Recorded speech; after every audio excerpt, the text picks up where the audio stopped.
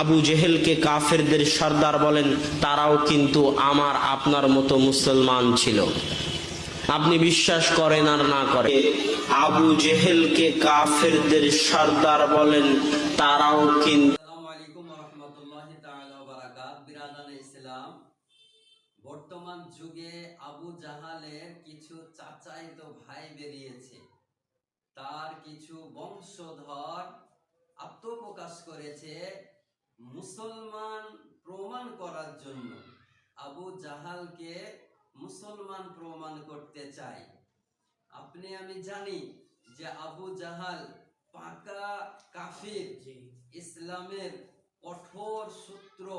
আমি আমার মহানবী সাল্লাল্লাহু তাআলা আলাইহি ওয়াসাল্লামের দুশমন। আর যদি নবীর দুশমন কেউ হয় তাহলে আমারও দুশমন, মুসলমানের দুশমন। আর আবু জাহেলকে মুসলমান প্রমাণ করতে চায়। আর মুসলমান বলছে, কোন ব্যক্তি যদি কাফিরকে মুসলমান বলে কিংবা মুসলমান মনে করে, ও ব্যক্তিও হলো কাফির। কাফিরকে মুসলমান বলা যাবে না।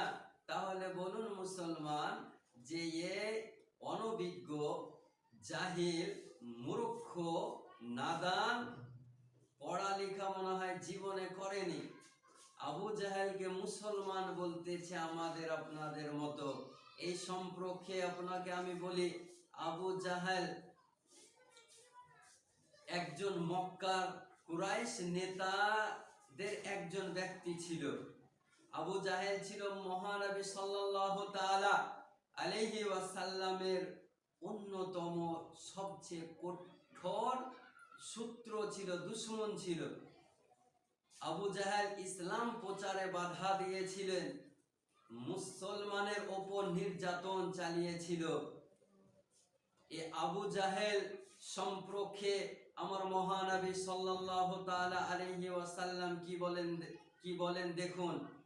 মুসনাদে আহমদের মধ্যে হাদিসটি লিপিবদ্ধ রয়েছে।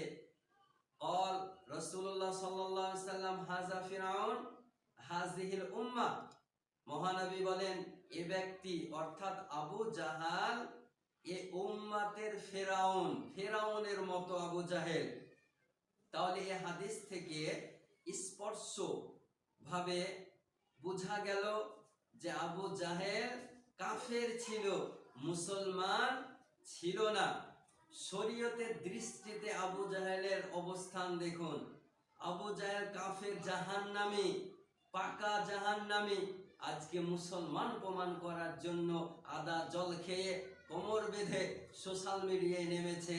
এ বিষয়ে কোরআন ও হাদিস উভয়ে ঐক্যমত আছে। যেমন বদরের যুদ্ধের প্রসঙ্গে রব্বুল আলামিন বলেন, ইন্নাল্লাযীনা কাফারু ইনফিকুনা আমওয়ালাহুম লিয়াসুদ্দু আন সাবিলিল্লাহ।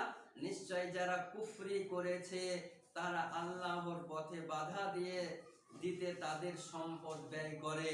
সূরা আনফালের মধ্যে একথা উল্লেখ রয়েছে। এই আয়াতে যারা কুফরি করেছে তাতে আবু জাহেলও অন্তর্ভুক্ত ছিল। কেউ যদি আবু জাহেলকে মুসলমান মনে করে, মুসলমান ছিল বলে, এটি স্পষ্ট কুফরি কথা। কারণ এতে কোরআন ও হাদিসে সুস্পষ্ট সত্য অস্বীকার করা হচ্ছে। আবু জাহেলকে মুসলমান বলা মানে নবী পাক সাল্লাল্লাহু আলাইহি ওয়াসাল্লাম ও সাহাবায়ে কেরামদের বক্তব্য, কথাকে অস্বীকার করা। ইমাম নববী রহমাতুল্লাহ আলাইহি বলেন, যে ব্যক্তি এমন কাউকে মুসলমান বলে যে স্পষ্ট কুফরির উপর মারা গেছে, আবু জাহেল কুফরির উপরে মারা গিয়েছে, পাকা কাফির, সে নিজেও কুফরির আশঙ্কায় পড়বে।